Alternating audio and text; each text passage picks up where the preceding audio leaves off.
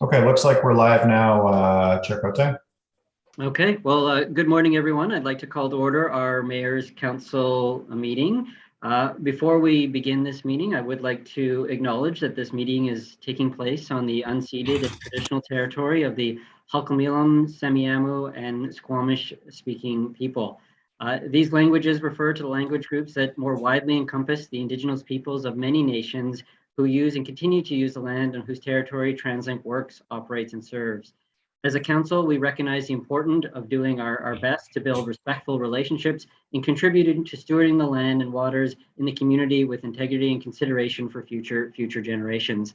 I'd also like to welcome our special guest this morning, Wade Grant from the Musqueam, who will be presenting to the Mayor's Council, and welcome and thank you for joining us here this morning. Now, the agenda today was posted last Thursday with a revised agenda posted on Tuesday. We'll be using that agenda as we work through today. Mike and Carol, I just want to make sure that everything is set up with taking attendance and the recording, and we're good to go. Confirmed on my part. It is, yes, Mayor. Okay, wonderful. Well, I'll start with just a call to adopt the agenda. Second. Moved and seconded. All those in favor?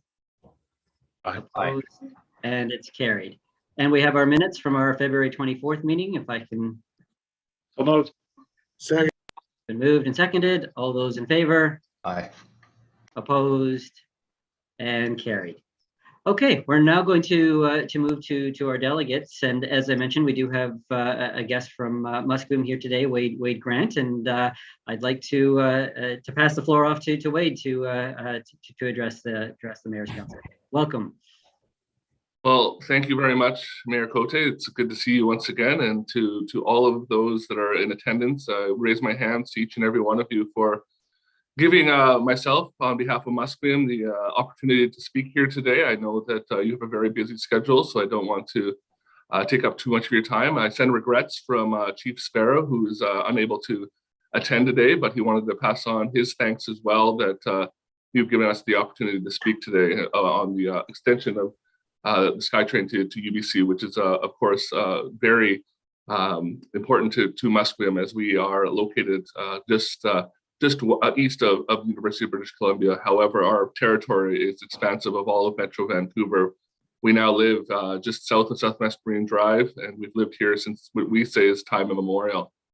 You know, our relationship with the university is one that's of the utmost importance, and our relationship with you is of the utmost importance as we move forward on the path of reconciliation, hand in hand, as equals on this path. So today I just wanted to echo our friend Mayor Kennedy Stewart's statement on the UBC extension, that building SkyTrain all the way to UBC is a very important regional priority that will not only help connect academic and health sciences along Broadway with the rest of the region, but it will put reconciliation into practice at the forefront where it should be, as you all work with the MST Development Corporation. As you know, we've lived in this territory for thousands of years, and UBL and the University of British Columbia is no different. In 2007, after many years, we were finally able to have some of our lands returned in the form of the University of British Columbia golf course and a piece of property called Block F. The SkyTrain alignment through the University of Downlands is of the utmost significance, not only to our community, but to our land holdings in and around the university as well.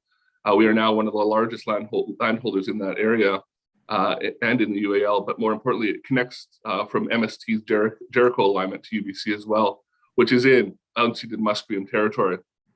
We want to just expand and say that we're very supportive and strong support of the extension, and are eager to work with TransLink and the province and with you to determine the optimum alignment, the station placements for the benefit of Musqueam, UBC, UBL, and the broader Metro Vancouver region. When we move forward, we have to consider some of the project's key principles of reconciliation, transit-oriented development, and provision of market affordable housing solutions. And Musqueam will be submitting a vision for this to TransLink as we work to optimize the key infrastructure projects. You know, when we think about this, about transit to the peninsula at UBC, for far too long, Musqueam has noticed that the transit system that services right by our reserve and out to UBC has been woefully underdeveloped. If you come by Musqueam at about 3:30 in the afternoon and go up to Southwest Marine Drive, you'll notice that the UBC highway is backed up all the way almost to UBC, and in the morning it's backed up. Sorry. And in the morning, it's backed all the way up to 70th and Granville because there is no real good transit infrastructure. So for this, in addition to the UBC expansion of SkyTrain, we look at the future potential and the future phasing of the region's transportation needs as equally important for Musqueam and for the community as we move into the latter part of this century. The connectivity from UBC to Musqueam's Indian Reserve number 2, which is our main village, where many of you have been. So the connectivity to that and beyond needs to be considered in the current planning of the extension line. With Musqueam's current master plan on our main village site and regional and UBC growth forecasts, transit beyond UBC is going to be imperative. So in summary, I just wanted to once again thank you, allowing you to know that we are very invested in this. We want to make sure that we walk with you hand in hand as we move forward to provide the best possible transit solutions to our region. And Musqueam regards the transit priority as not only important to the region, but equally significant to our reconciliation agreement, the economic growth for our community and all communities in Metro Vancouver, and a real future that plans towards sustainability for all people of Metro Vancouver. So today, once again, I know I only had a few minutes to address you, but I wanted to just really put forward that Musqueam is really keen to work with you, keen to work with TransLink, and keen to get the UBC expansion underway. So thank you once again. In our language, we say Heitsep, which means thank you all. And I look forward to future conversations as we move forward, not only on this, but other key initiatives that are going to help us really solidify reconciliation in this region. Thank you so much. Well, thank you very much, Wade, for joining us here this morning. Earlier this week, the Mayor's Council and TransLink announced our bold vision for priorities over the next 10 years, and I think we recognize to be truly successful in that work, it's going to require a lot of partnerships and a lot of collaboration, and really optimistic about the engagement we're going to be able to have with yourself in Musqueam, and really appreciate you joining us, and please give our regards to Chief Sparrow. Will do. Thank you very much, Mayor. Verman, SFU Chancellor, and we'll welcome Tamara. Hello. Nice to see you all.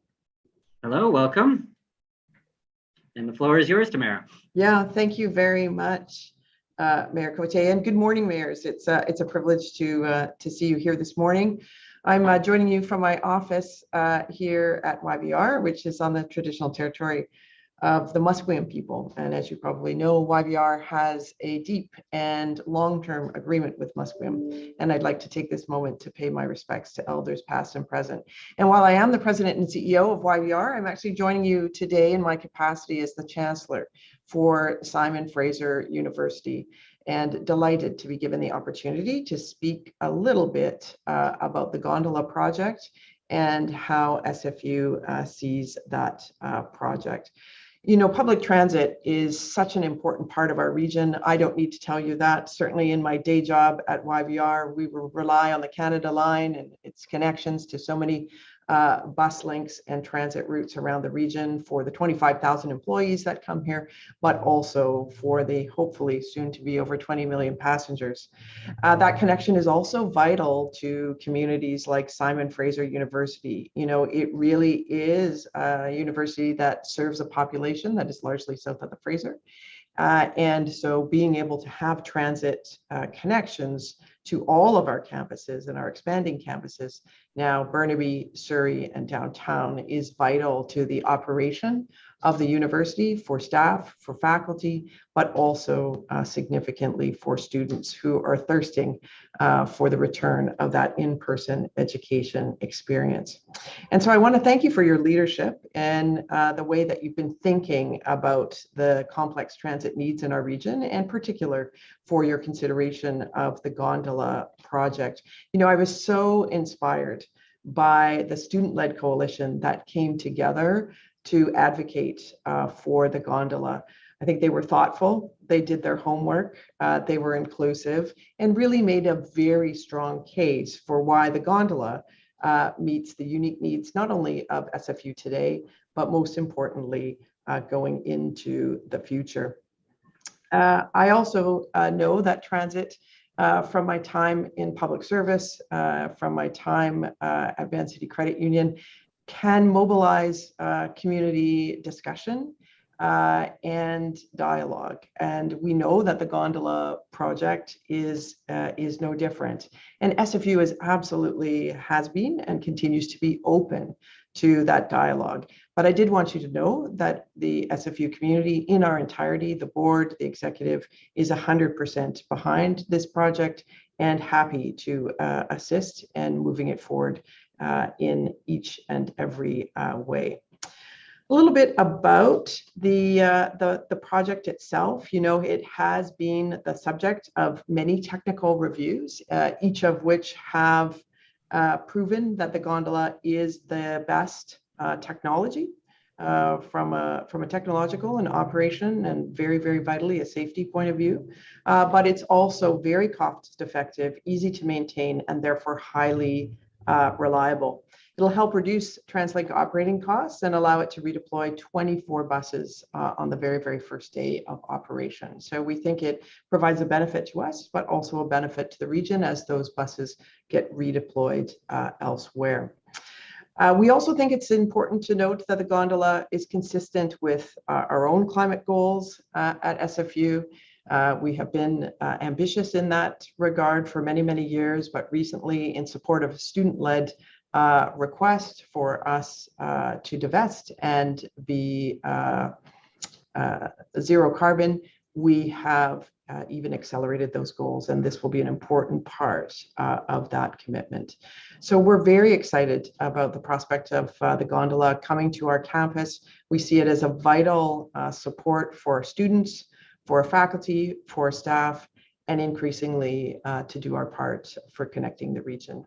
And with that, I turn it back to you, Mayor. Thank you. Okay, well, thank you very much, Tamara, for joining us. And I mentioned it with our first speaker, but you know, I think partnerships and collaboration are going to be so important in being able to achieve our journey. And no doubt, our partnership with the major universities, SFU and UBC, will be a big part of those conversations. So thank you. And that is a perfect transition to our next speaker, Santo Ono from UBC. Thank you very much. I hope you can hear me. I hope I'm unmuted. Yeah, welcome. Thank you so much, Mayor. And I want to begin by thanking all of you for your leadership in advancing transit solutions that support our rapidly growing and changing region, of which we're so proud. And I want to express UBC's support for the bold vision presented in Transport 2050 and the draft 10-year priorities announced earlier this week. They are very exciting. You have our support and my personal support and that of the entire university as you work to finalize the strategy and implement the priorities. UBC has a vested interest in improvements to the regional transit system, as you know. And while it's true that the extension of SkyTrain to UBC is just one part of the plan, I want to highlight why a region-wide network of efficient, convenient, and affordable transit connections is critical to the university and the communities that we serve. There are UBC students, faculty, and staff living in every single one of your communities, represented by this Mayor's Council, including more than 5,000 in Richmond and more than 4,000 each in Burnaby and Surrey, just to name a few. While the population of people who live on campus continues to grow, UBC is still primarily a transit destination. Whether it's a childcare worker commuting 2 hours from Coquitlam to work each day, a medical student who lives in Surrey and buses to a clinical rotation at the Royal Columbian Hospital in New Westminster and classes at UBC every week, or an applied science member who rides transit between their home in Port Coquitlam, their spinoff company in Burnaby, and research labs on campus. These are just some examples of why this investment is so critical. No single project, no single infrastructure investment or initiative will solve the transit challenges faced by the people I just mentioned. They need a suite of solutions, all contributing to a more robust transit network, one that serves all of the communities in this region and that you lead. Now, it's no secret that UBC has been very vocal as an advocate for UBC extension as one element of the broader regional plan. And I want to extend my gratitude to the Mayor's Council and to TransLink staff for your work to advance the project to this stage and express my full support for the findings of the TransLink staff report that you are considering today. I won't belabor the point for the UBC extension. It's been well documented in public to this council as a much needed project that will solve major transportation challenges and reduce GHG emissions and open up new opportunities to improve housing affordability in the region. So I'll conclude my remarks this morning by reiterating UBC's commitment to the project as one of the potential funding sponsors. UBC remains committed to a financial contribution, and we have been exploring potential sources for it, including from revenue enabled by rapid transit, such as land value capture, as we've explained to you over the years. A key factor in the UBC board's original endorsement of a financial contribution was that the extension be completed as a seamless extension from the current Broadway subway project currently underway. If planning work continues without delay and with continued support from senior levels of government, as has been articulated recently, this goal remains within reach. I look forward to continuing to work with this council and with TransLink to advance transit solutions for our region, including the UBC extension. Once again, thank you for your work, your bold vision. We are here as partners. We will contribute, and thank you for this opportunity to address you today. Well, thank you very much, Santa. Always a pleasure to connect, and appreciate you taking time to join us today. As you are aware, the UBCX does have a report for discussion today at the Mayor's Council, and obviously it's got a number of discussions in the future as well too. But really appreciate hearing directly from UBC and yourself. Thank you, Mayor Cote. Okay, we're going to move to our next speaker. We have Chloe Martin-Cabane. Hi, everyone. My name is Chloe Martin-Cabane. I'm the president of QP 2950 up at UBC. We represent 1,700 clerical, library, and theater workers on the unceded Musqueam territories. We're speaking in favor of the UBCX project and the benefits that it will provide to workers across the region. We have many members living across Metro Vancouver, and for us in our union, they are earning under $62,000 a year, which is really not much to live on in this area. They're being pushed further and further into the suburbs, and they live from the North Shore all the way out to Tawasin and from Vancouver out to Chilliwack. So they spend the wages that they earn at UBC within their communities. And the majority of our members, over 50%, commute via transit, and that will only rise if the UBCX is put in. 84% of our members face long commutes, over an hour each way, 3 transfers, and that provides a real barrier to our workers in accessing their workplaces. There's not enough capacity to UBC, and buses are packed. The 99s, they leave the stations completely full during rush hour. It's like sardines. There are other buses too, the 41 and the 49, and they're not adequate. The UBCX needs to be built without delay. It means that people are less likely to take transit to work if they are facing packed buses. We're really encouraged to see that the UBC extension is confirmed in the draft 10 years priority plan. But imagine what a difference it will make to workers' lives if they are able to access this expanded transit network. It will provide good union jobs to support families through TransLink and through UBC and through many of the employers in Vancouver and beyond. The direct connection will provide our workers from in the eastern regions into Vancouver. I mean, it's very exciting, and more workers will be able to access employment. We're also really excited by this opportunity to build more housing in partnership with the Musqueam, Squamish, and Tsleil-Waututh people, and at UBC as well. I mean, this project supports sustainability and affordability targets within the region. It makes so much sense. Imagine a region where people can get to work quickly and sustainably using public transit from Surrey out to UBC. I mean, it's it's really, really exciting. So we're excited to see where the UBCX project will land, and we hope that it lands sooner rather than later. So thank you for the opportunity to let me speak. Well, thank you very much for joining us this morning, Chloe. Okay, we're going to move on to our next speaker from Capilano University, Paul Dangerfield.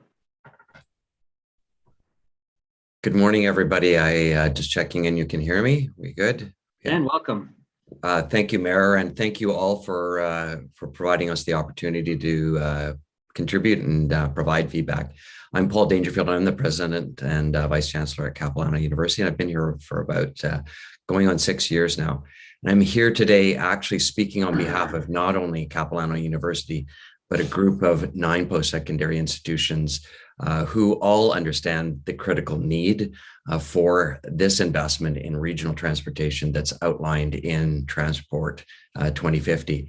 Today, I have actually 3 things that are top of mind.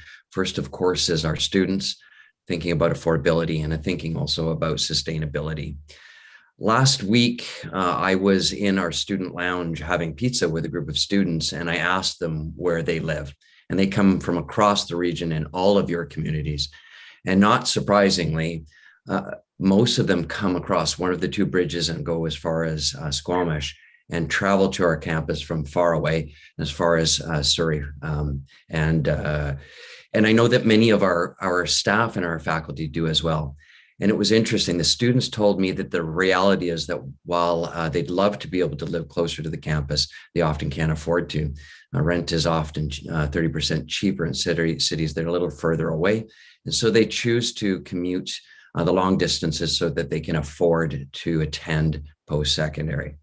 I've also heard from students at the time and over the last number of years that even if they catch the very first bus from their home in the morning, they simply can't get to our campus in time for their first class. The bus leaves too late and they can't make that long trip. So this tells me that students have significant barriers in accessing education, and transit is one of them, as we all know. That's a real challenge, and it's a challenge in a region that is rapidly growing. It's a challenge for our economy and for our communities. And it's a challenge that I believe we all have an obligation to address. It's not only a challenge for our students, but it's also a challenge for our faculty and staff, making it very difficult to recruit people and fill vacancies. So we can't wait. There's also a little doubt about the importance of a robust transit network when it comes to sustainability, and we've heard about that already this morning. We're in the middle of a climate crisis, and we need to make it practical, convenient, and appealing for people to get more people out of their vehicles and more trips. So we can't wait for that either. It's time. It is a time that's unusual for students, faculty, and staff to visit multiple locations. And we heard that also this morning, in a single day, to go to home, to run errands, to go to work, and to visit friends, family. And transportation remains essential to connecting all of us and letting us do all the things that we need to do in our lives. The priorities outlined in Transport 2050, we believe at Capilano University, recognize that we can't wait. That while people are struggling to afford housing and we're in the middle of a climate crisis and our region continues to grow, we must act decisively now and clearly to draw a map that responds to these urgent needs. It recognizes the solutions need to be multimodal, and we can't wait just for a SkyTrain to be built, as the solutions everywhere are for everyone. What we can do is what's outlined, we believe, in Transport 2050.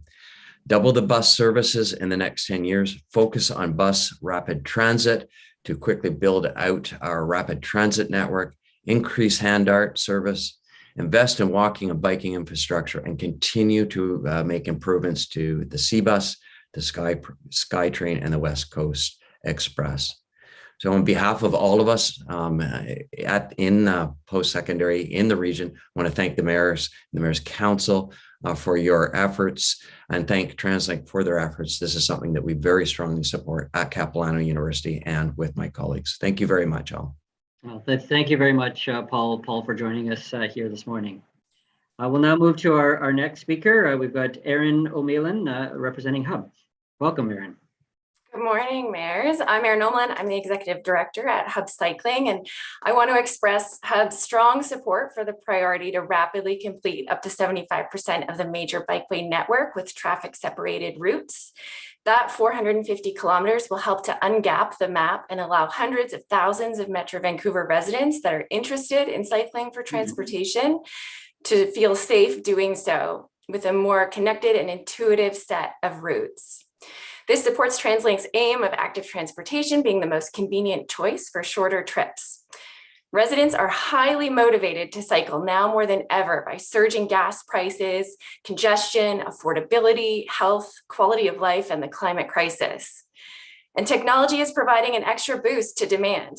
E-bikes are now widely available and hugely popular. They're flattening the steep hills that we find in some of our local cities and facilitating longer and more reliable trips for people of a wide variety of ages and abilities.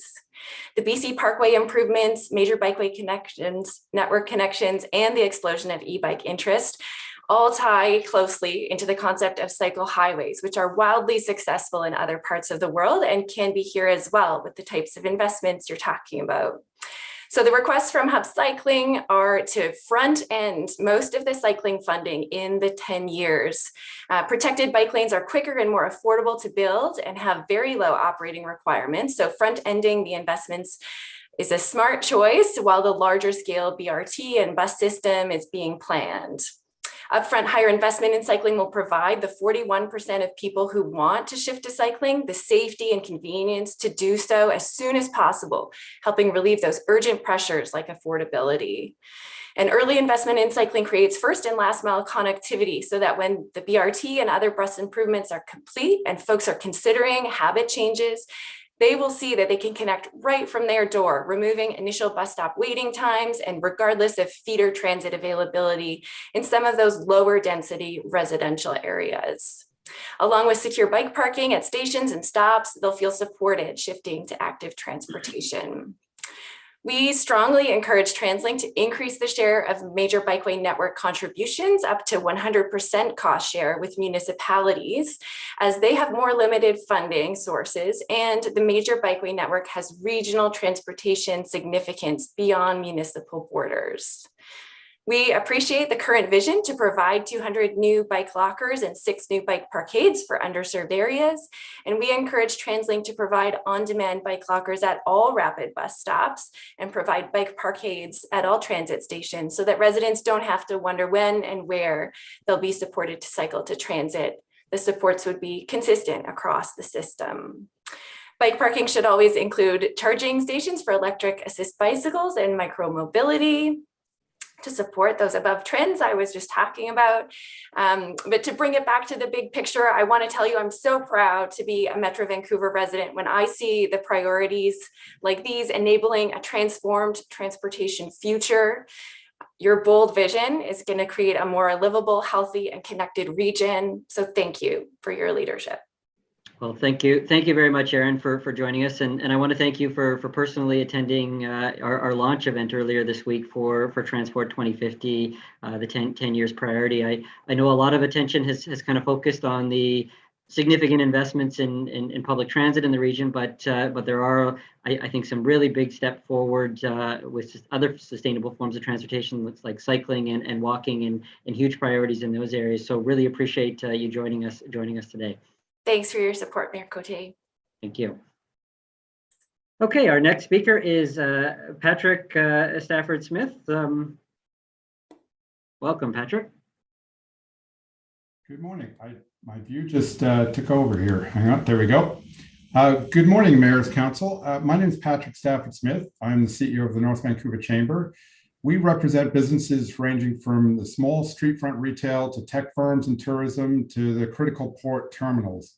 And we're home to names like Arcturus, C-SPAN, Grouse Mountain, Capilano University, Western Group, Neptune Terminals, just to name a few.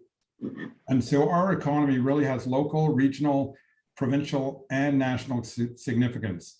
And we're really encouraged to see what's included in the 10-year plan. Very excited. but we are concerned at the pace at which we will see action. Now, more than 6 years ago, our Economic Partnership North Vancouver, which is an initiative that includes more than 20 of the CEOs of the major employers on the North Shore, unanimously concluded that transportation was the greatest economic threat in our region. Second, of course, was housing. Now, our business sector is diverse, but everyone agrees that the priority is transportation.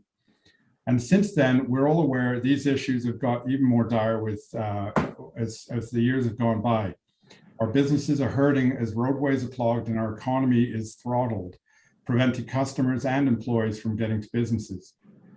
Now, speaking with all of the mayors present, our communities really are interdependent, and many residents of Surrey, Burnaby, Vancouver, Richmond, Delta, Coquitlam, Port Moody, and so on, they work in businesses on the North Shore, and they also come to or pass through the North Shore to recreate on weekends. And similarly, many residents of the North Shore work and support your communities. So I'm here to remind you that an investment in our public transit system on the North Shore is an investment in all of our economies and their residents. Transit links people with their jobs fundamentally, and all residents have the right to access the best jobs for them and their skills, regardless of where they can afford to live. With good transit, we really can get the best people with the best skills in the best jobs. Economic development also is stimulated by certainty. Fixed transit investment will support land use and economic development decisions well beyond our lifetimes. And fixed long-term capital investment will demonstrate your vision and commitment.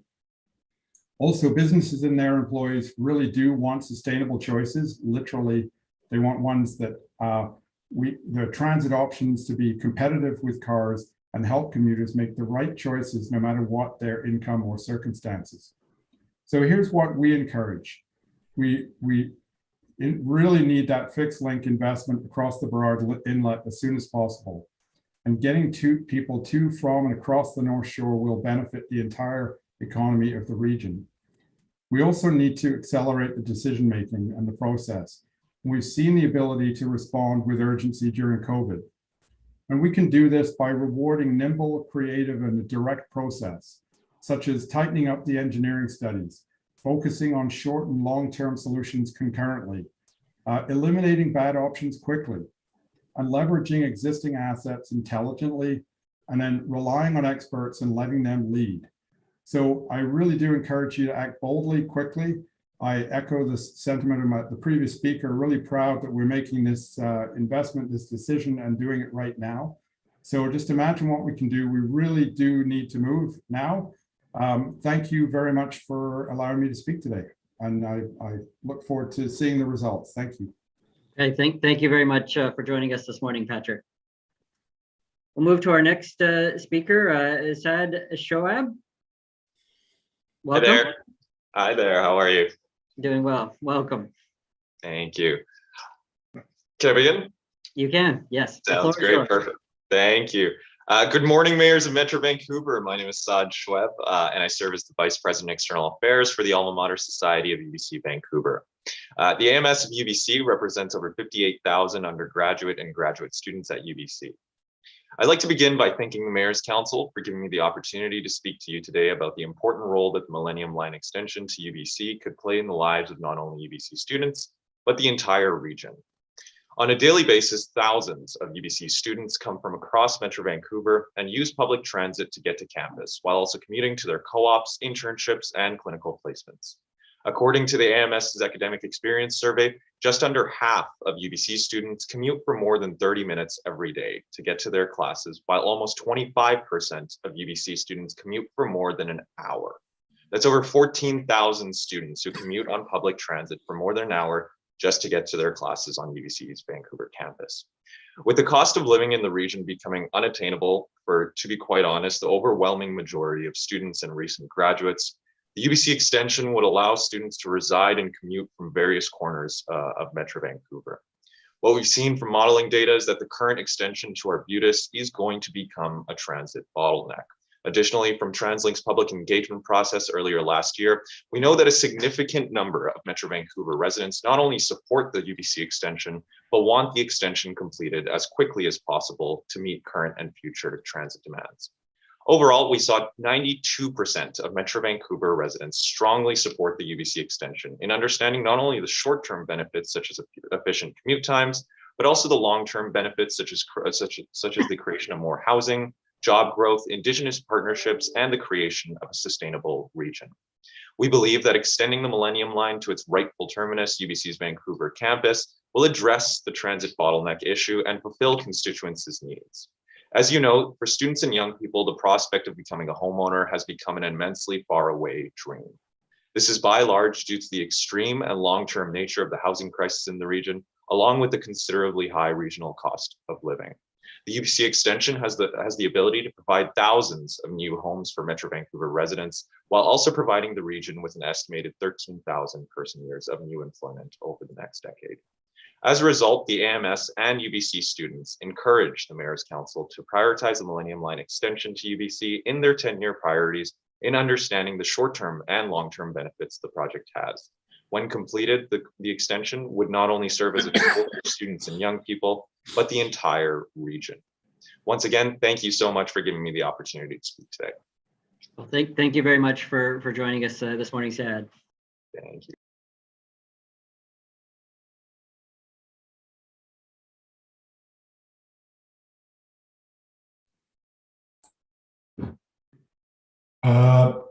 Mayor Cote, I think you're muted there for a second. Sorry, our next speaker is Matthew Provost. And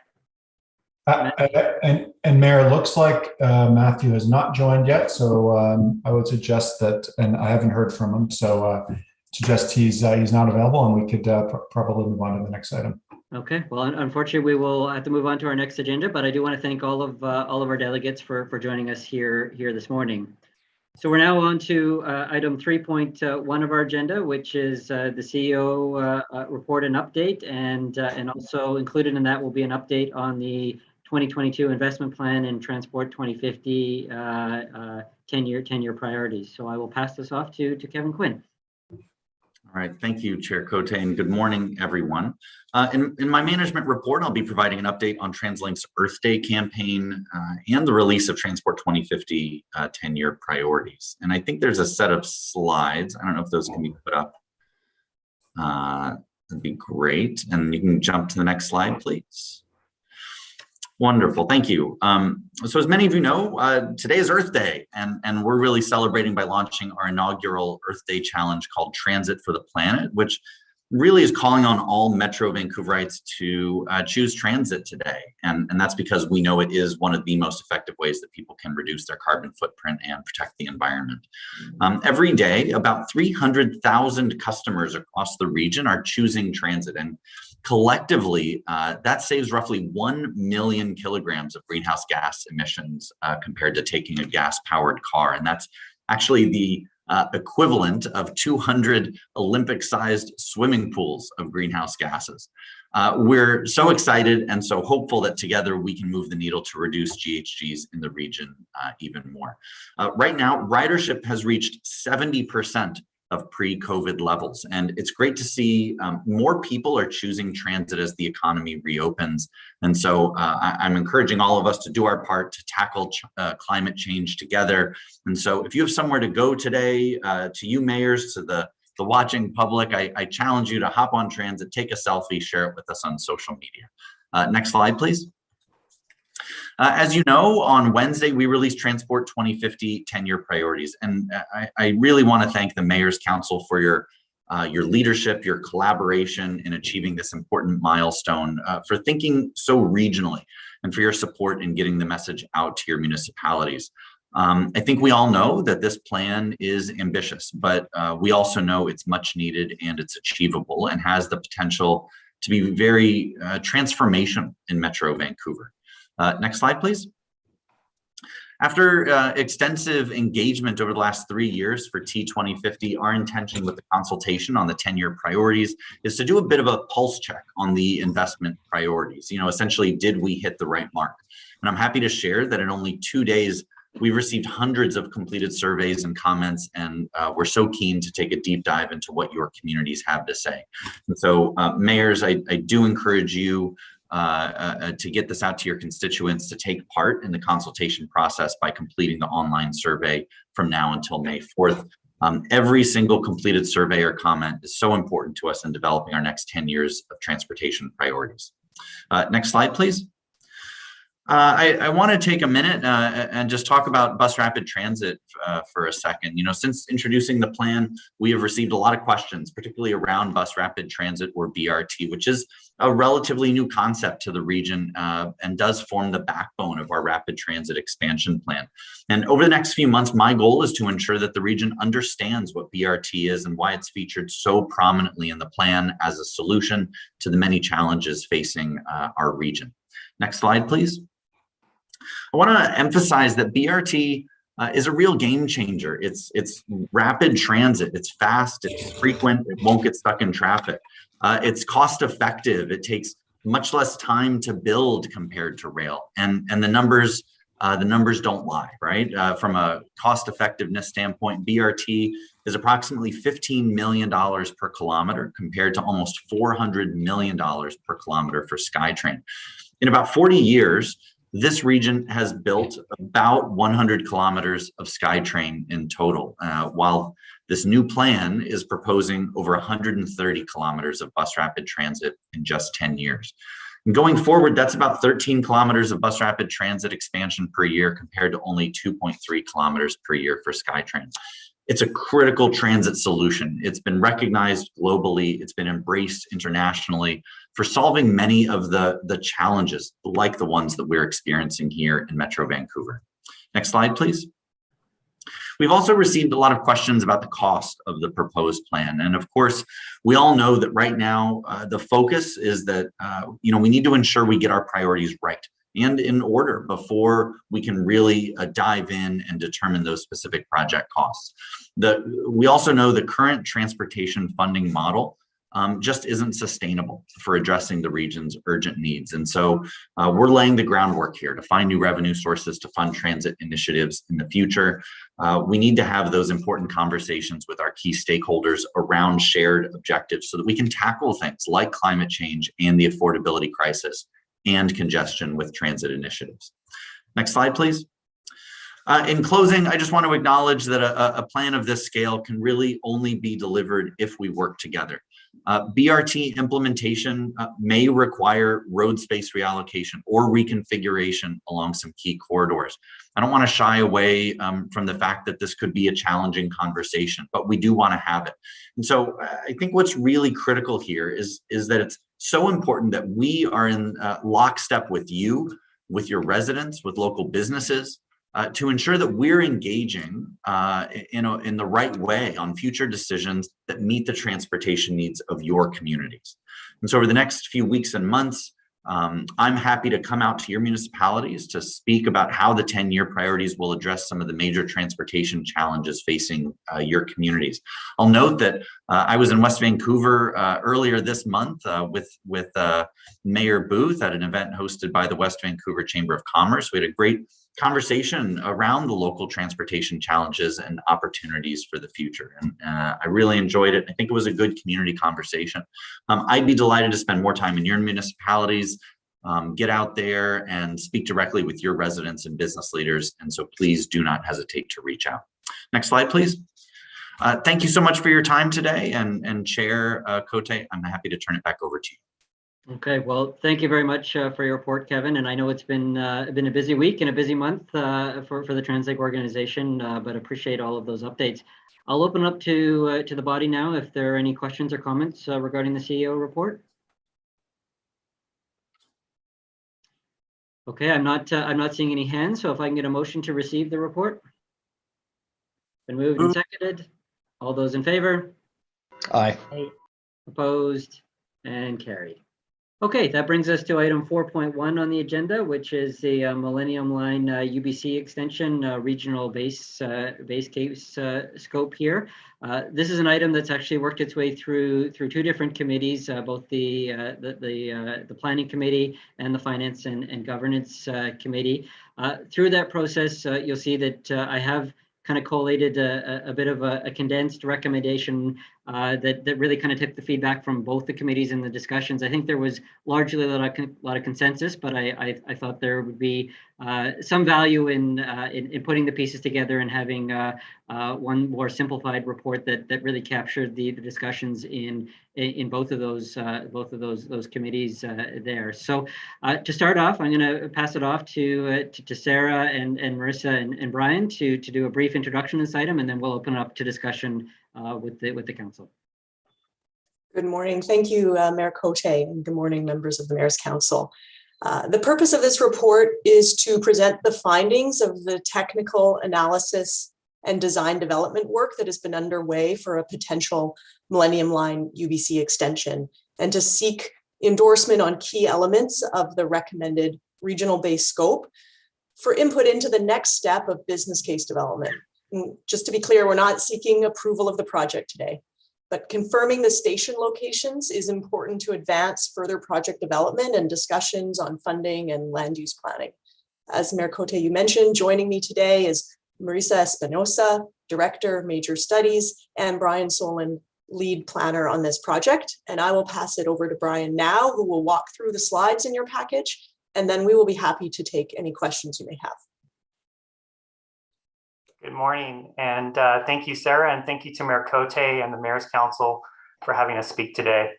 If you can advance the slide, Mike, you can go over the next one, I think. So for background and to understand the context of this project, the Broadway corridor between Commercial Broadway and UBC is the busiest bus corridor in our region. Buses move pretty much as frequently as they can, every 2 or 3 minutes, and the 99B line service can move up to 60,000 customers a day. On the next slide. Because of this strong demand, the Broadway UBC corridor has been studied a lot over the last decade for potential rapid transit. So options studied early on.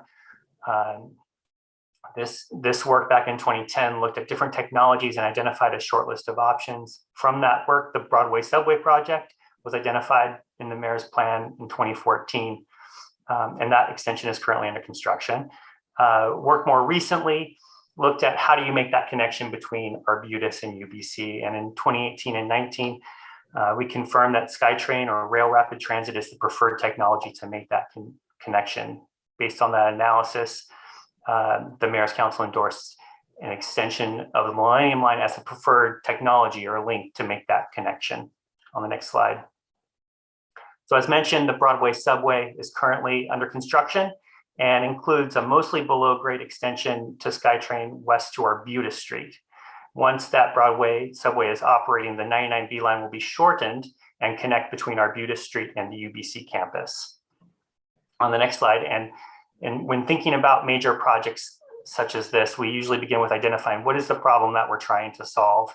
And for this corridor, which is our busiest and most crowded bus corridor, transit customers will often have to wait multiple buses to find one with room. And it highlights an intense demand for transit along Broadway. Once the Broadway subway opens, it will bring more people to the corridor, including more people going all the way to UBC. And buses alone, we found, will not be able to meet that future demand. And as we heard from some of the public delegates, the Broadway corridor to UBC supports a connection to a major employment center at UBC. We expect population and jobs to continue to grow and demand for transit along this corridor to also continue to grow. With that, it takes us into our current work program, which considers how a SkyTrain would make that connection between Arbutus to UBC. And we're working with various partner agencies to help advance this work. Specifically, our work is focused on assessing potential routes and stations and considering what sections of the route could be elevated or below grade. During this, on the next slide, during our engagement last spring, we collected feedback from the public on project values, objectives, and performance criteria, things that we would use in order to assess potential route and station option locations. Some of the top ranked values include things like improving speed and reliability, better connections and access, and meeting future demand. On the next slide, we also engaged on our project objectives, which are shown here. These were formed also in collaboration with the project partners and in collaboration with the board and this Mayor's Council. They're particularly important because they form the basis of our analysis and our performance measures. On the next slide, you can see an overview of our alternatives analysis and how we've been advancing work over the course of this study. The diagram shows how we've refined alternatives, beginning with an initial long list and analyzing different corridors and station location options, which we narrowed down to the best performing options. We're currently considering this short list of alternatives, which includes undertaking a multiple account evaluation of different station and alignment configurations. And on the next slide, here is an overview of the different alignment and station scope options that we considered with the short list of alternatives. And I'll walk us through each one here going from east to west, and I'll describe what those options are. So within the city of Vancouver, we analyzed station locations at Alma, McDonald, and either Sasamat and or Jericho. For the Jericho or Sasamat, these two stations are relatively close and would generally both serve the West Point Grey neighborhood. Sasamat and 10th is an existing stop on the 99B line. And at Jericho lands, there's a 90-acre master plan development site within the city, which would serve a location where substantial growth is expected. Just west of the city of Vancouver, the University Endowment lands includes the University Golf Course, Pacific Spirit Park, and some residential uses as well. So the alignment would potentially go through or along the golf course area. This land notably has a covenant for golf course use until 2083. And in this segment, we considered opportunity for a potential future infill station. And then within the UBC campus, we considered station location options for that initial station, one at the University Trolley Bus Loop and another along Westbrook. And we also considered the opportunity for a second station. On the next slide. So what's presented on screen is the basis for staff's recommendation on a horizontal alignment and station locations. Specifically, the recommendation includes stations at Alma, McDonald, Jericho, and at the UBC station at the University Trolley Bus Loop. So I'll walk through a few notes on this recommendation. So we considered stations at either Jericho lands or Sasamat, serving the West Point Grey neighborhood. A Jericho station is recommended here over a Sasamat station because it advances more project objectives, including First Nations economic development, opportunity for cultural recognition with First Nations, and it also advances some opportunity for construction operating efficiencies. We also looked at carrying forward both a Jericho and a Sasamat station. These two locations are relatively close in proximity and would have an overlapping catchment. And for this reason, there was low additional ridership. So our recommendation does not include having both stations within the regional base scope because costs outweigh the benefits. A station at the University Trolley Bus Loop in the UBC portion of the alignment is recommended over the Westbrook station because it advances more project objectives and it's closer to all of the destinations on campus. As I mentioned, we also looked at a second station at UBC. And while this does carry benefits and ridership increases, it's recommended to not be included within the regional base scope because the costs of a lengthier alignment and additional station outweigh the benefits. But a second station could advance as either a separate project or as a partner scope. So it should not be precluded within the design. And then finally, we considered a potential future infill station within the UEL segment. And here, because we recommend a low risk approach is appropriate. It's based on the information and level of certainty around potential future land use change in the area. So the recommended approach here is advancing a passive provision for a potential future infill station, and then working with partners to potentially fund additional provision of a station if that's possible. On the next slide. Sorry, our analysis. Oh, thank you. So yeah, our analysis also looked at vertical alignment. And this was conducted through the lens of the partner contribution policy, which states that SkyTrain should be elevated except where it's technically or functionally required to be below grade. And we conducted our analysis here to delve into the question of whether elevated alternatives posed were technically or functionally feasible. On the next slide, in terms of technical feasibility, our findings showed that going from below grade alignment to an elevated alignment is possible just west of Arbutus. And it's possible in limited locations due to grade and slopes, but it's possible in 2 locations just west of Arbutus, as well as where the topography flattens out near Blanca. In terms of functional feasibility, we considered if an elevated alignment substantially prevents the project from meeting its objectives. And here the analysis shows that impacts of an elevated SkyTrain with regard to things like urban development, corridor performance, and neighborhood impacts, specifically within the City of Vancouver and UBC segments, are present. Our analysis shows that an elevated alignment is functionally feasible through the University Endowment Land segment, and that this be further considered as we continue future design work.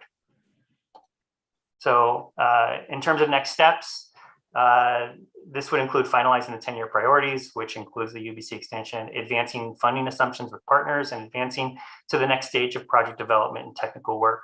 We're still pretty early days here, and there's still much work ahead. And with that, I thank you all for the opportunity for speaking today. And I think Marisa, Sarah, and I are available for questions. Okay. Well, thank you very much, the team, for the presentation. So we'll now open it up to the Mayor's Council. I'll start with Mayor Brody, who I know we had a good discussion at the Finance and Governance Committee. So Mayor Brody. Oh, yes. Mr. Chair, we did have a very robust discussion on a lot of the points. And if it's appropriate, I would like to move the chair's recommendation, which is found on page 7 of the agenda materials. Okay, is there a seconder? Second. Seconded?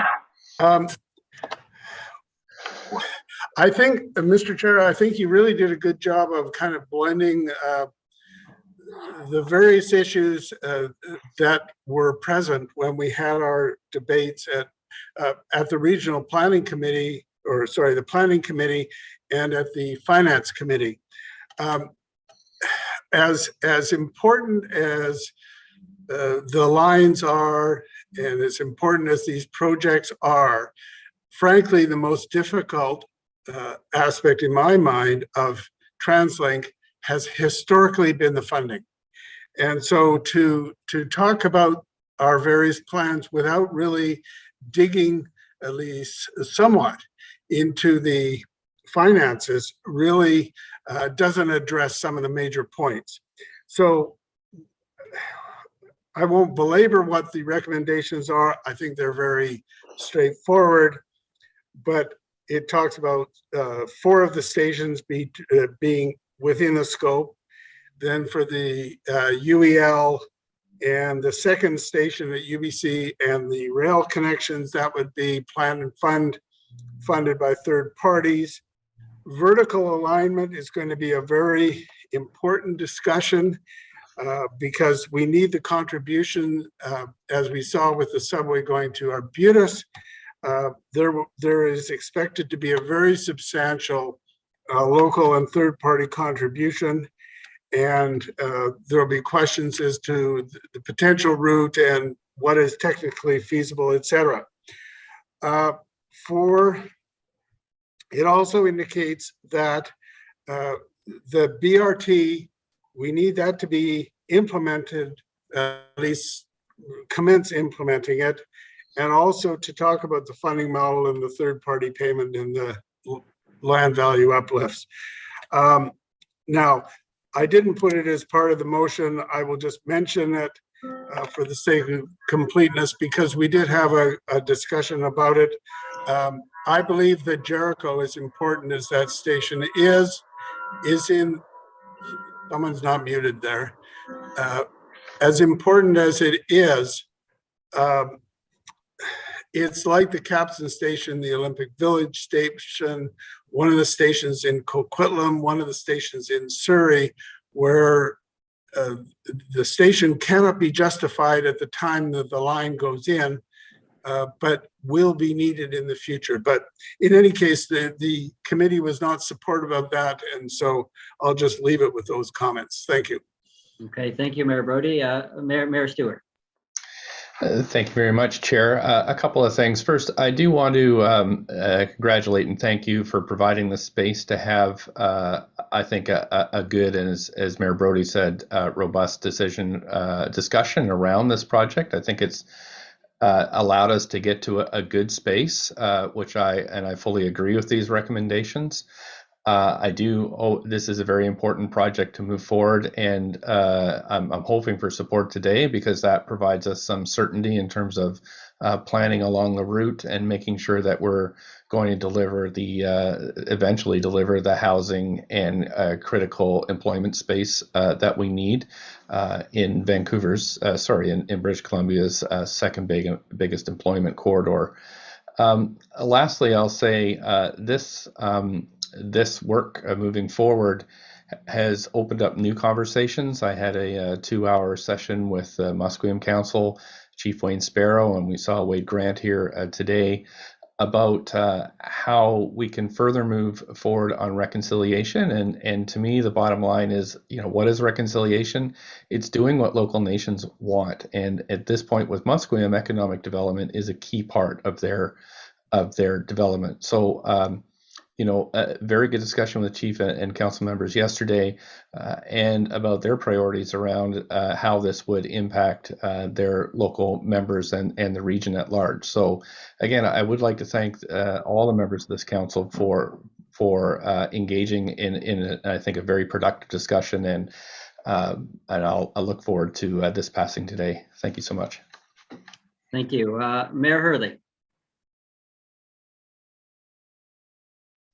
Well, thank you, Chair, for most of the clarification in here. My concern still is, and it has been since day one, that staff are pushing ahead with their preferred route. And, we talked about neighborhood impacts, but neighborhood impacts didn't seem to matter when it came to East Vancouver or when it came to Burnaby or New Westminster. So I really still think that I would like to see the most cost-effective route into UBC. I'm supportive of a route to UBC, but I want to see the cost of that most effective route first. And then whatever the add-ons are to that, then I think that needs to be our discussion around who pays for those add-ons. So I would really like to see this as part of these recommendations, and overall I support them. But I still am concerned that we're being driven down a road here that many don't feel too comfortable with. Well, thank you, Mayor Hurley. Director McCutcheon. Thank you, and I agree. I thank you, Chair, for sort of combining the conversations that have happened around the different tables. I fully agree with Mayor Brody around the point about the finances of this project and every project, but given the scope of this one being the critical piece here. And I just want to make sure that that what we're doing in the next phases of this, we're moving ahead with the pieces of the data that we need to enable the partners to be able to, well, for all of us, the third-party partners and the regional piece, to be able to know what the various costs are, so that we can actually have an honest conversation around who's paying for what, and specifically, I guess, for us, whether we can afford what we can afford as the regional piece of this. So that's a question, I guess, I don't know if it's for Brian or Sarah, but just, will we be able to, when can we answer the elephant in the room, the question about the costs of this project? So maybe I'll look to the team, and even Mike Buda, if you want to step in and on that question as well too, if you can shed some light, but I'll look to Sarah or Marissa. Yes, thank you for your question. I'm leaning in because I'm having a little bit of difficulty with my speakers, I think. As the project advanced to further detailed development, we would be, a big part of that work is further detailed development on the costs, as well as discussion with partners and including senior governments and non-government partners on what the funding solution will be for the project. And confirming what the core elements of the scope are is an important step towards defining the project, so that we know what we've reduced the different options that are being developed. Okay, yeah, thank you. That's helpful. Yeah, I mean, I am definitely in support of this moving forward. We're hearing from delegations from around the region around, wanting Translink to move more quickly on this. And as was pointed out, this is, at best, this is going to be at least an 18-year planning process. Okay, thank you. Mayor Dingwall. Yeah, thank you, Mr. Chair. And I too want to echo some of the comments of Director Brody, particularly as it relates to finances. And, clearly it was stated even by our CAO that it's an ambitious plan. And there's no question that we've got a very challenging fiscal environment right now. Ridership is not recovered from COVID. Our regional revenue streams, such as gas tax, are reducing due to electrification. And we are hunting for new revenue streams, and taxation is not sustainable. And so clearly finances and understanding where we're going to get the dollars for the regional portion is really important. The second thing, and we can't understate the importance of regional equity and fairness considerations. There has been a lot of investment in some of the larger centers, including Vancouver, which has had significant investment over the last 30 years. But there is clearly a move by all of us in Metro Vancouver around 15-minute communities versus an east-west migration. And I think that's really important that a $3 billion project will consume a lot of the federal and provincial dollars as well as the regional ones, and we've got a whole region that needs to be looked after. So that's an important one, and I believe our council has moved tremendously over the last couple of years on that very point. The final one, though, I think, we've had a lot of discussions, including a lot of work by staff, and this is the importance of third-party and local area benefiting contributions, given the enrichment when SkyTrain technology and public investment is done with SkyTrain technology. That's an important consideration. We're not talking about it today. That'll be for many discussions in the months and years to come. But that will be an important way of funding SkyTrain projects. And again, I don't think anyone will argue around the enrichment through public investment of SkyTrain, what happens in the local areas, both for the local government, third parties, developers, that sort of thing. So again, I think it does have the support to move forward with the planning. I think that's really important. But make no mistake, construction won't be starting in the next couple of years. As Director McCutcheon said, this is a longer-term project that's needed, and we just have to find the right business case that includes a very solid financial component. And that's it, Mr. Chair. Thank you very much. Mayor McEwen. I just wanted to kind of follow up with Mayor Hurley's comments. I think most of us on this committee see the need, and there's a lot of needs throughout the region. And I think that when this analysis is done, it should be at the absolute lowest cost, not taken into future developments or future neighborhood impacts. It should be based on what is the cheapest way or less costly way to run a SkyTrain line to UBC. I go out that way a fair bit, and I know that there's a fairly substantial boulevard on West 16th. Could that be an option that we could do it at grade? Really, we have to look at our goal, which is to connect these areas, and they should be at the lowest price possible. And I will, for some of my colleagues that weren't on the Mayor's Council, the previous Mayor's Council, Vancouver with even Broadway started to want it to be and lobby for certain things that be all underground. Well, we as a council pushed back, and we ended up, I'm not sure the exact numbers, but the city of Vancouver realized that there was a premium for this, and they were able to support about $120 million in regards to that. But I think that the other thing that I really note is there's demands everywhere. And I think as a Mayor's Council, we're financially struggling as much as it is looking for new sources of revenue. To do these projects will have an effect on every household there. It will increase taxes because the provincial government has really limited us in regards to where we can get that funding from. And we need those new tools to be able to, as was commented from Mayor Dingwall, those are becoming diminishing tax things regarding the gas tax and that. So, I do find it interesting that 4 years ago, we had just completed the Mayor's Council on mobility pricing, and they identified the Second Narrows Bridge as the biggest bottleneck in the Lower Mainland, and with no plan of resolving it. I wonder where all these other projects are kind of coming from, and we're not addressing that, which they said at the time was going to be very problematic in the way of goods movement in the future. So I just want to recapture. We need to look at the lowest price possible to provide these routes, so then we can make a good determination. And I think there's a lot of needs throughout the region that are even as important as these. So I'll leave it at that. Thank you. Okay, thank you, Mayor McEwen. Mayor Harvey. Well, thank you, Mr. Chair, and I won't repeat the comments of the previous speaker, which I fully support. I would just like to ensure that we're not just going to be closing the door on doing improvements that we've been asking for many, many years on the outlying areas, and especially for Delta and my neighboring Tsawwassen First Nations.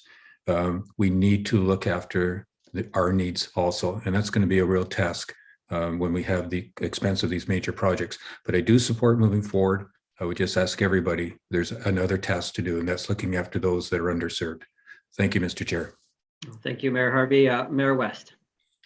Yeah, thank you very much, Mr. Chair. I just want to echo the comments of Mayor Hurley, Mayor McEwen, and others.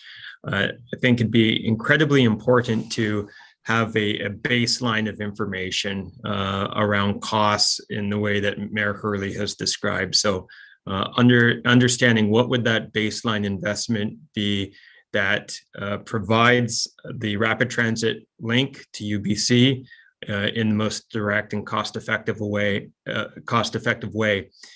And then if there are wishes of various parties, you find your way through there with the cost being apportioned appropriately based on those wishes of the parties. I think that'd be an important piece of this, important information to have. Again, I think it really touches as well as Mayor Dingwall says on the regional equity piece. So that would be something I'd be looking for as well. Thank you. Okay, thank you, Mayor West. And I know a lot of this information and more analysis as this project moves to its different stages will no doubt be coming forward to the group. Mayor Buchanan. Thank you very much, Chair Cote, and thank you very much for the report and for your thought, I think, in the recommendations that you've put forth.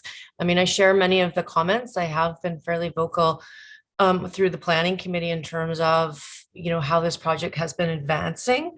However, I'm with my colleagues in terms of this is a priority project. We've identified it in the first 10 years and the latter half. And I think your report really strikes a balance in terms of the information that we have been looking for. Notwithstanding, I think we need more information as the planning continues to move forward. I think having analysis of the fastest direct route, as well as what we are hoping for with our third parties, or what third parties are hoping for in terms of aligning with their future developments. Is going to be important as we move forward as well. And I think the points that my other colleagues have made is really the question on the table for all of us is the funding model, and we do have diminishing revenue sources, and we have not looked at a new funding model. And this is a funding model that, Mike, this is for you, that we need to revolutionize, the funding model in the way we are advancing public transit in the region. And we all have these conversations. Kevin presented, did a beautiful presentation to the UDI on Wednesday, can't recall. Feels like a fairly long week. We hear the Greater Vancouver Board of Trade. We have people, we have the development community. Everybody wants to see public transportation advanced as efficiently and as quickly as possible. But the reality is we have a lot of work to do. Everybody, not just us as elected officials, TransLink as an organization, but the business communities, our universities. We need to really fundamentally look at how we're funding transportation, not just in our region, but across the country. It's not, a matter of, this is a great want. This is a need that we have in a whole host of global challenges that are local as well. And to continually to sort of punt the ball from this level to that level to another level, really not have the hard conversations about some of the things that we're probably going to have to do at some point in time. But those conversations actually have to happen now. If we continue to just say, well, we need new funding revenues or new funding streams, but we're not going to bite the bullet on some really hard conversations that will take some time, but they have to happen, and they have to happen now. And I think we need to be looking at how do we advance those conversations within our own local communities, with our own local, local other levels of government representatives, and really get to a place where, if this is what we need to address the affordability, the climate, the economy, then we absolutely need a commitment that people are coming to the table, and that we will revolutionize this new funding model and get it in place so that we can actually advance this. And this project is going to be one of them, but I need to see rapid transit delivered to the North Shore as well, because as Director McEwen said, this has been a point of conversation for the North Shore for decades. And we haven't had other levels of government put the investment needed into their infrastructure. And it is a choke point for the entire region. So I'm happy to work with whomever to have these conversations, but we need to do this. We needed to do it yesterday, but we need to do it today. Thank you. Thank you. Councillor Cameron. I'll try not to repeat what my colleagues have said. I want to echo precisely the sentiments of Mayor Buchanan and others. I guess a few points I'll add is that in terms of transportation improvements, the North Shore hasn't really had many. We've had an improvement on the cut and the $200 million project, but we haven't seen the kind of investments that have led to the Golden Ears Bridge or the Port Mann replacement or the Patala or the tunnel. And those are all car-centric investments. And we're not looking for another car bridge across to the North Shore. What we're looking for is rapid transit, because we recognize that going forward, that's how we have to be spending our money. I think what others have tried to articulate, it makes sense to me when you think of it as the pie analogy. The problem we have here is we have broad consensus, I think, on the Mayor's Council, more than I've ever seen, that we need to be moving on transit improvements aggressively and rapidly. Time is of the essence, and the lesson we take from the last several decades is that projects should have happened, if anything, much sooner than they did. So we have to act quickly, And these are priorities for environmental, livability, economic, and other reasons. The problem we have is we don't know how big the pie is, because we do not locally have the ability to raise significant revenues. Our funding sources are limited. And for these big capital projects, upwards of 80% of the amount comes from senior levels of government. And until we have commitments from those senior levels of government, we really don't know how big the pie is that we're trying to divide between the region, which is a big problem. And we don't even know, as Mary Buchanan pointed out, how we don't even have the tools to raise the 20-25% that's the local portion. So the funding piece, everyone keeps coming back to it because it is the most important issue. How big a slice of the pie the UBC extension will turn out to be is, of course, another issue. And as others have pointed out, having these design discussions in the absence of any sense of relative costs of the various alignments and the various decisions is a really difficult and incomplete discussion to have. So, I think what we need, and I will just echo what Mayor Buchanan said, we need to have really serious discussions on how much the senior levels of government are willing to fund over the next 10, 20 years on these projects to move the region forward, and what they're willing to do to give local officials and TransLink the ability to raise our portion of the revenues. And absent those funding discussions, I don't think we can really have a coherent direction. So, this is a good step in terms of planning, but we're still avoiding what I think are the most important discussions. Okay, thank you. Mayor Brody. Mr. Chair, I just want to highlight, in addition to the recommendation which is on the floor, and I'm mindful of some of the suggestions of particularly Mayor Hurley, Mayor McEwen, and some of the others who talk about something that I don't believe is in any of the materials, nor have we been advised of the discussions. And that's particularly about lowest cost possibilities, cost effectiveness of those possibilities, et cetera. I only point that out, that those mayors who are concerned about that, right now, you may want to consider adding something to the recommendation to ask staff to investigate and report on those factors. I leave it up to the others. Okay, thank you, Mayor Brody. So I'll throw in a few comments, and appreciate all of the discussion regarding this this project here. I think we've long recognized, and the region has recognized the importance of this corridor and the heavy demand on transit usage in this corridor, which is why we have been talking about this corridor. The demands are significant along this. It's the busiest bus route in North America, and obviously will have increased pressures moving forward. No doubt it serves a very local purpose in the UBC and Vancouver area, but it also serves very much a regional purpose as well too, as there's significant regional destinations to and from that go into that part of Vancouver. I think we've often been challenged in the discussion regarding the extension of SkyTrain to the UBC, and I think one of the challenges is, obviously we recognize it's a very large project, and it will be one of the more expensive projects that the region will have to consider.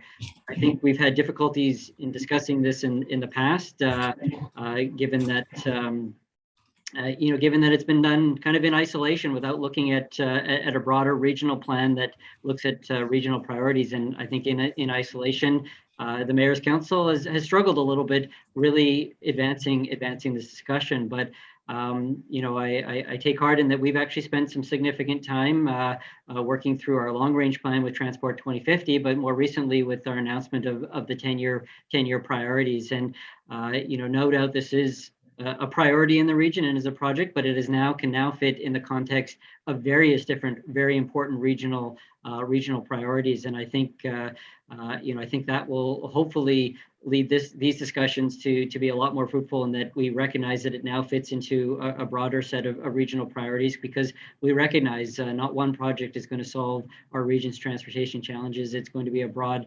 network that needs to be addressed. And I think even with the recommendation we're talking forward and how it's discussed in the 10-year plan, is we actually need other investments in other areas to move quickly and early in that plan, likely well ahead of where a UBC SkyTrain extension would be. Notwithstanding, though, we do know it is an important project to include that, and I think that was an important step for the Mayor's Council to move. Today, we're obviously looking at alignment and looking at stations, and I think that is an important stage gate for us to be moving forward here. I think having some certainty in terms of where the UBC line and the stations are going to be located are critically important for even to capitalize on future partnerships, to capitalize on making sure that the future development is consistent along there. The reality is we want, when this line does get built, it to be as successful as possible. And I think having the corridor, which is identified through this process, I think is critically important and a major decision point that we're making. There has been significant discussions over the past 10 years looking at different corridors, but as we made our decision along to extend Broadway, the Broadway subway line, certainly that did set in motion a particular corridor that we're looking at here. I think as staff have presented, the station locations are roughly in the right locations to be able to maximize and benefit the ridership we need, and to really make this project successful. And I think that's an important decision for us to make forward. So I do want to caution, I don't think we should be stepping back and looking at different corridors or veering this line 10 blocks in a different direction. I think those discussions and decisions have largely been made in terms of the direction and corridor that we're looking forward here. There are still lots of really important and big discussions to move forward in this project. I think, as has been noted, the funding is critical and most important in that discussion, and will be one of the most challenging to be able to help us move us forward. But I think making the decision today and looking at where this line is going to be located, where the stations are roughly going to be located, I think will allow us to be in a better position to have discussions about land value capture, will allow us to have better discussions about our partner contributions, and get to more serious discussions about what needs to take place in those regards. So I do think this is a milestone decision, but one of many more milestone decisions that need to be moved forward with this project here. So I am supportive with moving forward with a recommendation as it's been outlined. It is one more step forward in terms of this big project, but to be perfectly upfront, there are a lot of other big pieces to go that we are not in a position, such as the vertical alignment, which obviously has major cost drivers involved with it those are future conversations that the Mayor's Council will need to engage with there. So I see an additional speaker, Mayor Hurley. Yes, and with your indulgence, Chair, I would like to add to the committee recommendation number 2, add an E to that, where staff report back to the committee with the most cost-effective alignment alignment and operational method of moving the SkyTrain line from Arbutus to UBC. Second. Okay, so we have an amendment there. I'm wondering if Sarah Ross, because this does seem we're making a decision on the alignment and the station locations, while at the same time directing staff to. It seems like an unusual decision to be making here, but maybe Sarah Ross, if you can comment. Sure. We can certainly report back to the committee with the work that we have done on different alignment assessments. I know it's been quite a while since Some of that work had been presented to the Mayor's Council. It was back in 2019, maybe early 2020, and a lot has happened since then on all the work that was done that looked at multiple different corridors and did indicate that this is the most cost-effective corridor,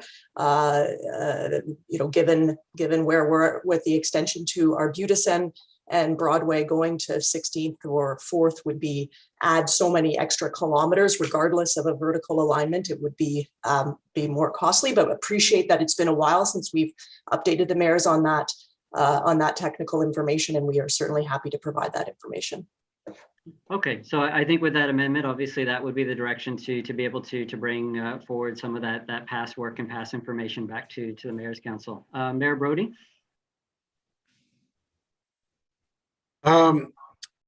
The suggestion is we add to look at cost effective, and I don't disagree with that, but I'm envisioning that when they talk about cost effectiveness, you're going to get into ridership levels.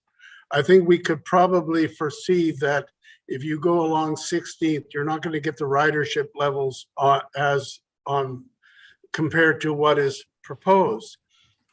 But I think the point was earlier made that it should be not just cost effectiveness, but it should be just the pure cost. And I wonder whether Mayor Hurley wants to add the cost and the cost effectiveness as opposed to just the cost effectiveness. Yes, I would agree to that adjustment. So I would probably suggest putting project effectiveness in this as well too, because we know cost is an important factor, but spending billions of dollars and putting a transit station in the wrong location that doesn't drive ridership or achieve our objectives, I think has to be a part of this discussion as well too. But I think ultimately what we're talking about is actually having staff bring back a lot of work and reports that have actually already been done in terms of different corridors that kind of directed us along this line here. But I hear the request from the body to get that information recirculated and represented to the Mayor's Council. So with that, we'll call the question on the amendment. All those in favor? Opposed? Carried. And with the main motion as amended, all those in favor? Opposed? And it's carried. Okay, that brings us on to item 5.1, which is update to our 2022 meeting policy. This was an item discussed at the Finance and Governance Committee. I think it's relatively self-explanatory. There were a couple different options, but the committee did make a recommendation. So I don't know if Chair Bodie, if you'd like to either move the motion or recommendation. I'll move the motion. Okay, the recommendation's been moved. Is there a seconder? Second. All those in favor? Opposed? And it's carried. Okay, our next Mayor's Council meeting is on May 26, which will also be via Zoom. So thank you very much, everyone. And if I can get a motion to adjourn our meeting. So moved and seconded. All those in favor? Opposed? And carried.